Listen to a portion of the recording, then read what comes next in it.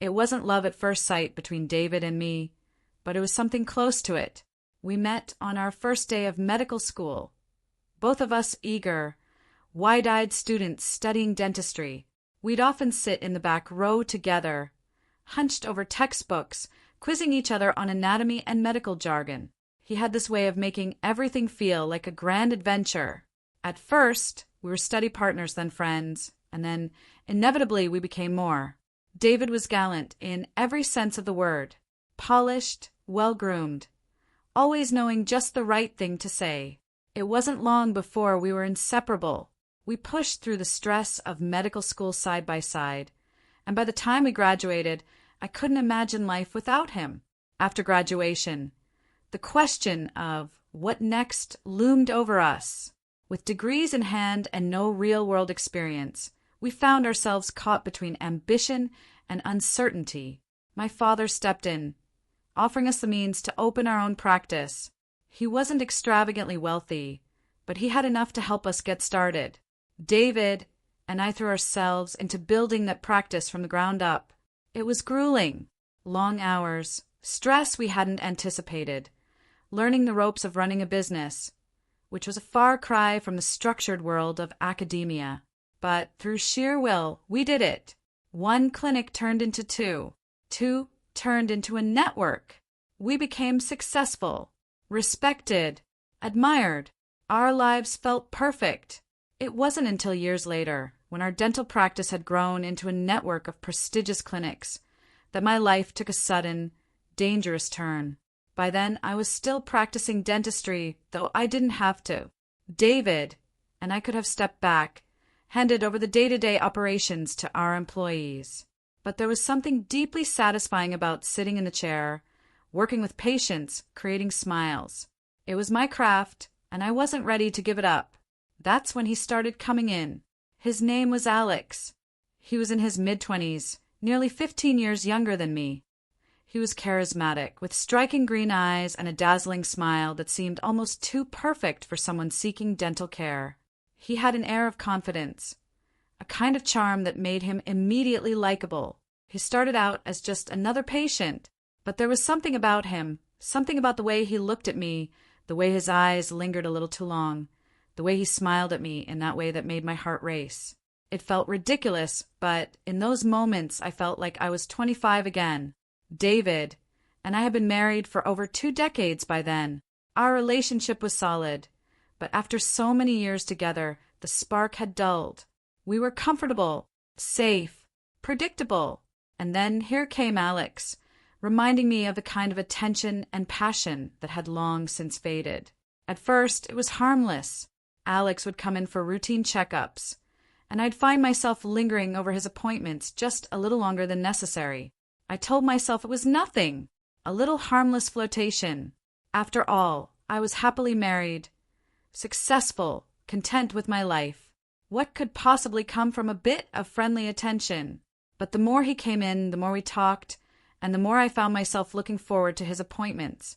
He had a way of making me feel young again, like I was the center of his attention in a way that David no longer made me feel. I told myself it was innocent, but deep down I knew better. And then one day it stopped being innocent. It was a late afternoon. The clinic was quiet. The staff had gone home for the day, and Alex was my last appointment. He had come in for a cleaning, but after it was done, we ended up talking. Really talking. He asked about my life, about my career, about David. The conversation turned from light-hearted to intimate. He told me how attractive he found me, how drawn he was to me. My heart raced, my palms sweaty. I knew I should stop it right there. I should have put an end to it. But instead, I found myself leaning closer, lost in the magnetic pull between us. It happened so fast. One moment we were talking, and the next he was kissing me. I should have pulled away. I should have stopped him. But I didn't. What began as one kiss quickly spiraled into something much more dangerous. Alex became more than just a patient. He became an obsession, a secret indulgence that I couldn't resist. I told myself it was just a fling, something that wouldn't last. But with each passing day, I found myself drawn deeper into his orbit. I would lie to David about late appointments, or say I was working late on administrative tasks, when in reality, I was with Alex. He made me feel alive in a way I hadn't felt in years. He was exciting, unpredictable, and he looked at me like I was the most important person in the world. But guilt began to gnaw at me. I knew what I was doing was wrong. David had been nothing but supportive of me, of our business, of our life together. And yet here I was betraying him. Every time I looked at him, I felt a pang of guilt so sharp it made me sick. I thought I could control it. I thought I could have this affair with Alex, and then walk away from it unscathed. I was wrong. The affair went on for months. I told myself it was just a phase, that I would eventually end it, and things would go back to normal. But life has a way of unearthing secrets, no matter how carefully you try to bury them. It happened suddenly, with no warning. I came home one evening, ready to give David the same excuse I always gave about working late, but I knew immediately that something was wrong. David was sitting in the living room, staring at the floor, his face pale, and his jaw clenched tight. My heart sank. "I know," he said, his voice barely above a whisper. I froze, my body going cold. "David, Don't," he interrupted, his voice trembling with anger. "Just don't." I tried to explain, tried to tell him it didn't mean anything, that it was a mistake. But there was no undoing the damage I had done. He looked at me with a mixture of hurt and betrayal, his eyes cold, distant. "I'm filing for divorce," he said flatly. David wasted no time. Within days, he had filed for divorce and contacted his lawyer. The life we had built together, the business, the home, the partnership, was now being torn apart, and it was all my fault. But it wasn't just our marriage that was falling apart. David wasn't content with just leaving me. He wanted more. He wanted the business. Our business, the one we had built together over decades. And he was ready to fight for it. I found myself thrust into a legal battle I hadn't anticipated. David was relentless, determined to take everything from me. He claimed I had betrayed not just him, but the integrity of our business. He argued that I wasn't fit to run the dental network we had built together. I fought back, of course. I wasn't going to let him take everything from me. But as the weeks dragged on, the stress of the divorce and the legal proceedings began to take its toll. The media caught wind of the story. Successful dental power couple embroiled in a bitter divorce, and soon my personal and professional life became the subject of gossip and scandal. David's lawyer was ruthless, attacking every aspect of my personal life and dragging every skeleton out of my closet. They painted me as irresponsible, reckless, and unfit to manage the business. And for the first time in years, I felt powerless. But there was something else going on, something I hadn't anticipated. In the chaos of the divorce and the fight for control of the business, I didn't notice the subtle shifts happening around me. At first, they were small, things I barely registered as important. But as the weeks went on, I began to sense that something wasn't right. Alex, the man I had risked everything for, started pulling away. At first, he had been supportive, reassuring me that everything would be okay. But as the legal battle intensified, he became distant. His once charming demeanor turned cold, and I began to wonder if he had been using me all along. Then there were the strange interactions at work. Employees who had once been loyal to me began to act differently, hesitant, evasive. It was as if something had shifted in the atmosphere, something I couldn't quite put my finger on. I started to suspect that David had more up his sleeve than just the divorce. He had always been methodical, a planner, and as I watched him navigate the legal proceedings with such cold precision, I began to wonder if I had underestimated him. Something was happening, something I couldn't see. It wasn't until I sat down with my own lawyer that I began to understand the full extent of what was going on. My lawyer had uncovered something shocking, something that explained everything. "David isn't just fighting for the business," my lawyer said, her voice low and serious. "He's been planning this for a long time." I stared at her, confused. "What do you mean?" She slid a file across the table toward me, her expression grim. "He's been setting this up for months, maybe even years. He had suspicions about your affair long before you thought he did, and he's been using that time to prepare. He's been quietly shifting assets, building a case against you, and gathering evidence. I felt the blood drain from my face. Evidence! My lawyer nodded. He hired a private investigator. He has photos, text messages, everything. He's using your affair as leverage to not only take control of the business, but to completely destroy your reputation. I sat back in my chair, my heart pounding in my chest. David had known. He had known all along, and he had been playing me, waiting for the perfect moment to strike. But that wasn't the worst part. As I flipped through the file, I came across something that made my blood run cold. Alex, the man I had risked everything for, wasn't who he claimed to be. Alex wasn't just some random guy who had walked into my dental practice. He had been planted there by David. The entire affair had been orchestrated from the beginning. Alex had been sent to seduce me, to lure me into a trap that David had set. And like a fool, I had walked right into it. My hands shook as I stared at the photos of Alex and David, meeting in secret, plotting together. Alex had been a pawn in David's game, used to manipulate me into destroying my own life. The realization hit me like a freight train. David hadn't just wanted a divorce. He hadn't just wanted the business. He had wanted revenge. And he had gotten it. I confronted David in his office the next day, my heart pounding with a mixture of fury and humiliation. He was sitting at his desk, calm and collected, as if he had been expecting me.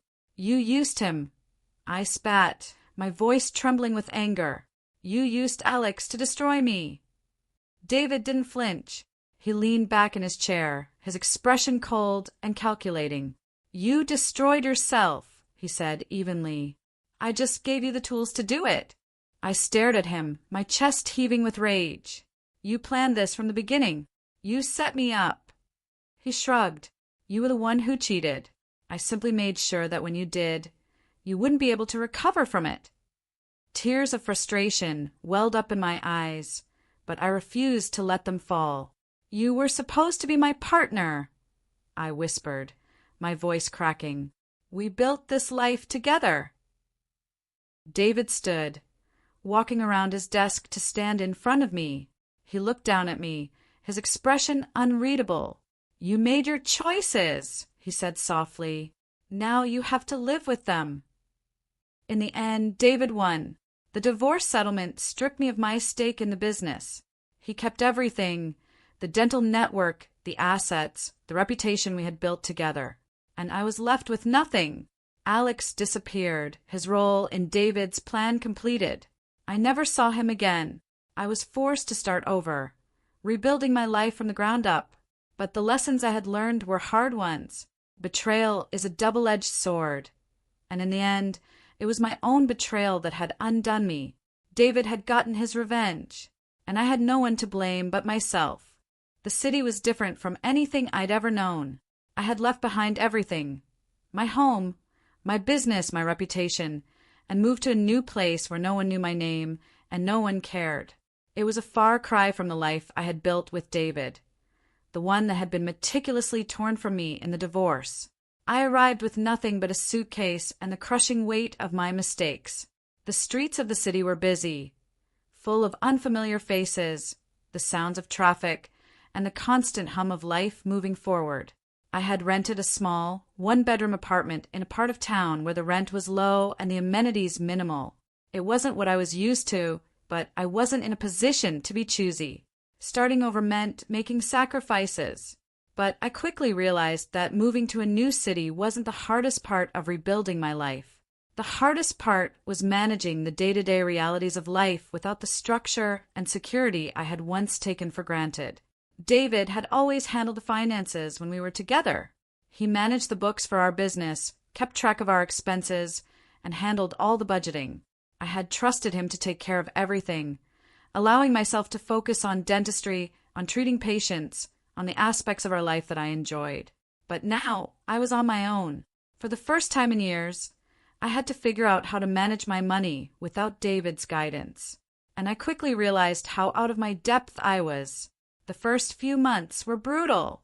I didn't have the luxury of a steady income anymore.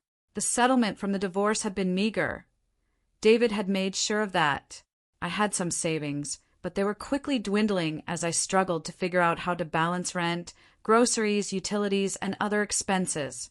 I had never had to think about where the money was coming from before, and now every penny felt like a weight pressing down on my chest. I tried to find work, but it was harder than I had anticipated. Without the backing of our once successful dental network, my credentials seemed less impressive. Potential employers asked awkward questions about why I had left the business I had supposedly helped build. I could see the doubt in their eyes, the way they hesitated before giving me polite rejections. There were nights when I sat alone in my apartment, staring at the numbers of my bank account, wondering how I was going to make it through the next month. My pride prevented me from asking anyone for help, but my fear of failure haunted me like a shadow. It was during one of these difficult months, when I had almost given up hope, that I met Isabel. She was a neighbor who lived in the apartment across the hall, a middle-aged woman with sharp blue eyes and a no-nonsense attitude. Isabel had a way of inserting herself into your life whether you wanted her there or not. One evening, as I was heading out to apply for yet another job, she caught me in the hallway. "You're new here, aren't you?" she asked, her tone direct but not unkind. I nodded, unsure how much I wanted to reveal to this stranger. "I see you've been struggling," she continued, leaning against the doorframe of her apartment. "You're not the first one to come here looking to start over, but you've got to be smart about it." I was taken aback by her bluntness, but something about her intrigued me. Maybe it was the confidence in her voice, the way she carried herself as if she had seen it all and come out stronger on the other side. We ended up talking for a while in the hallway that night, and over the following weeks, Isabel became something of an unexpected mentor to me. She wasn't wealthy by any means, but she had a keen sense of how to survive. She taught me how to budget, how to stretch what little money I had, and most importantly, how to keep going even when everything seemed hopeless. "You've got to stop thinking about what you lost," she said one night over a glass of wine in her apartment. "Focus on what you can still build. You're not finished yet." Her words stayed with me, echoing in my mind as I slowly started to get my footing. Just when I thought things couldn't get any worse, I got a call from a small dental clinic on the outskirts of city. They were looking for an associate dentist to help with their growing patient list. It wasn't glamorous work, and it wasn't going to pay nearly as much as I had made in my previous life, but it was something. When I arrived at the clinic for my interview, the place was modest but clean. The owner, Dr. Helen Graves, was a no-nonsense woman in her early 50s with a passion for dentistry and a knack for running a tight ship. "We're not fancy here," she said as we sat in her small office, "but we take care of our patients and we take care of each other. That's what matters." It was exactly what I needed. I accepted the position on the spot, and for the first time since leaving David, I felt a sense of stability return to my life. The pay wasn't much, but it was enough to cover my basic expenses. I threw myself into the work, using it as a distraction from the lingering bitterness that still gnawed at me whenever I thought about David or Alex. As the months went by, I began to slowly rebuild my life. It wasn't glamorous, and it wasn't easy, but I was doing it. I learned how to manage my money better, thanks to Isabel's guidance.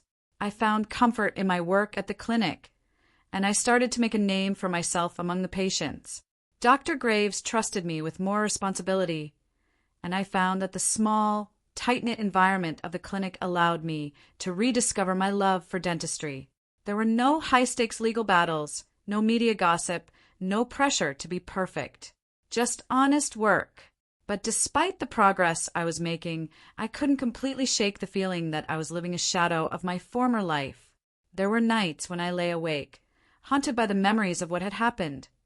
How David had outsmarted me, how Alex had betrayed me, how I had lost everything I had worked so hard to build. I wanted to move on, but the bitterness still clung to me like a second skin. And no matter how hard I tried to bury it, the desire for revenge simmered beneath the surface. It wasn't long before strange things began to happen again, though at first I didn't notice them. Just like in the months after David found out about the affair, the signs were subtle. A misplaced document here, a strange email there, small things that could easily be explained away as accidents or oversights. But as the months wore on, these accidents became more frequent. Patients would cancel appointments without explanation, only to call back confused, saying they never received confirmation calls. Important paperwork would go missing, only to reappear in places where I knew I hadn't left it. And worst of all, my financial situation, which had finally started to stabilize, took a sudden downturn. I received notice that some of my past debts, the ones from my old life with David, had been incorrectly filed, and I was suddenly facing a series of unexpected bills that threatened to drain my savings completely. It was as if the ghosts of my past had returned to haunt me, unraveling everything I had worked to rebuild. Isabel noticed my distress and confronted me one evening over drinks. "You've been off lately," she said, studying me with those sharp blue eyes of hers. "Something's going on." I shook my head, trying to brush it off. "It's just some bad luck. Nothing I can't handle." But Isabel wasn't convinced. "This isn't just bad luck," she said firmly. "Someone's pulling the strings." At first, I dismissed her concerns as paranoia.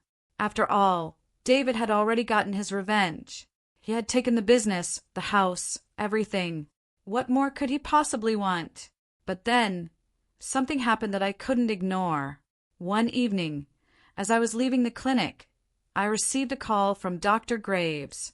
Her voice was tense, and she told me that she needed to see me immediately. When I arrived at the clinic, she was waiting for me in her office, her expression grim. "There's been an issue with your license," she said, her words slow and deliberate. I stared at her, confused. "My license? What do you mean?" She slid a document across the desk toward me. It was an official notice from the State Dental Board, stating that there had been a complaint filed against me, one that called into question my ethics as a dentist. The complaint claimed that I had mishandled a series of patient treatments, resulting in negligence. It was an outrageous accusation, one that I knew was completely unfounded. But the damage was done. My license was now under review, and I was at risk of losing my ability to practice. I felt the world tilt beneath me. Who could have done this?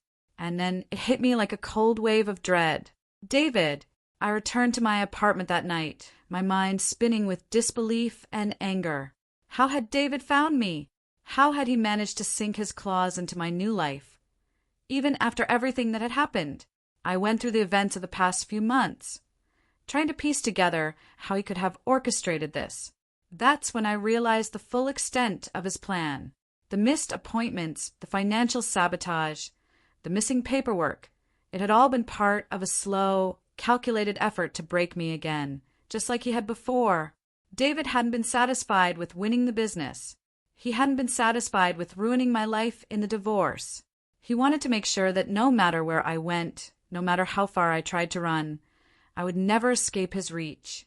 I sat in the darkened apartment, my hands shaking as I realized the cruel genius of it all. David had known from the start that I would try to rebuild. He had let me think I was free, that I had a chance to start over, only to pull the rug out from under me when I was at my most vulnerable. He had been watching all along, waiting for the perfect moment to strike. I couldn't let David win. Not again. I had fought too hard to rebuild my life, and I wasn't going to let him take it away from me. I spent the next few days gathering evidence, emails, documents, anything I could find that might link David to the recent sabotage. I contacted my lawyer, determined to fight back. I wasn't going to let him destroy me again without a fight. And then, just when I thought I had reached the end of my rope, I received an unexpected visitor.